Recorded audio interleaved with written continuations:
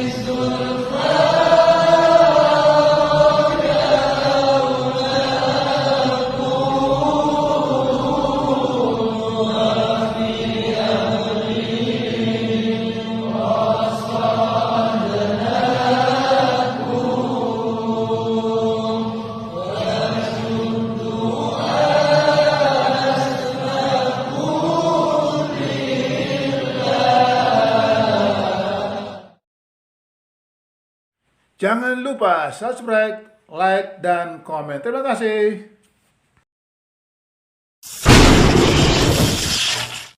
Dari 11 miliar itu mayoritas bentuknya hutang, karena saya masih kredit rumah sampai sekarang. Oke.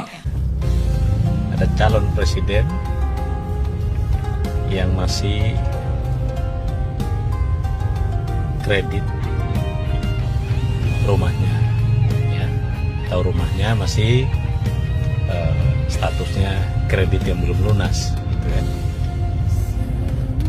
Satu situasi yang di luar kebiasaan tentu, karena mayoritas rakyat Indonesia itu sudah dihipnotis dengan cara pandang bahwa orang menjadi pemimpin itu dia harus kaya materi, kaya uang, kaya harta, bukan kaya gagasan, kaya ide, kaya integritas seperti yang kita harapkan.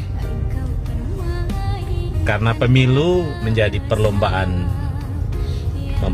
memperagakan siapa yang paling kaya, maka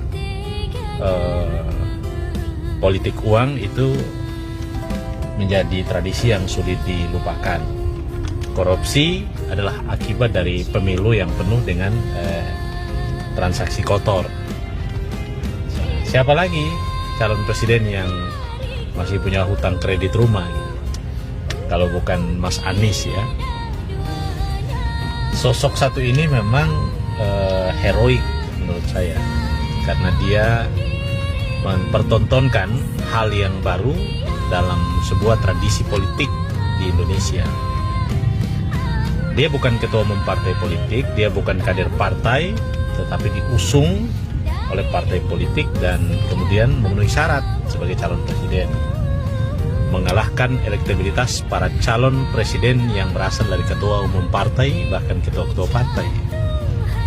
Anda bisa lihat ketua-ketua partai kalah populer dengan Mas Anies, sehingga kemudian dengan popularitas dan elektabilitasnya itu dia dicalonkan sebagai calon presiden.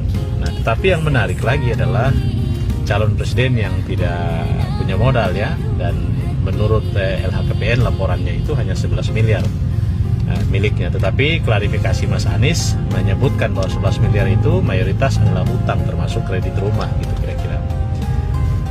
Nah, rakyat Indonesia, kalau pemimpin yang kita pilih itu semua ditakar dan diukur dengan duit, maka tentu saja hasil pemilu nanti itu berdampak terhadap tata kelola pemerintahan yang berujung lagi-lagi korupsi, dan tentu saja tidak akan ada perbaikan dan perubahan yang kita harapkan.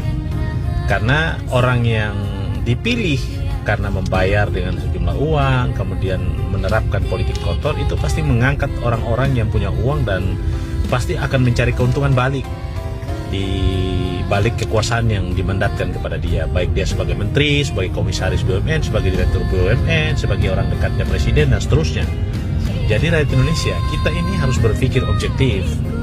bahwa memilih pemimpin itu hal yang kita utamakan itu adalah dia punya integritas, dia punya moral, dia punya ide, punya gagasan, punya rekam jejak yang baik. Jangan sampai kita pilih pemimpin itu salah kita menentukan pilihan kita, akibatnya pada kerusakan bangsa kita dan hidup kita makin hari makin susah.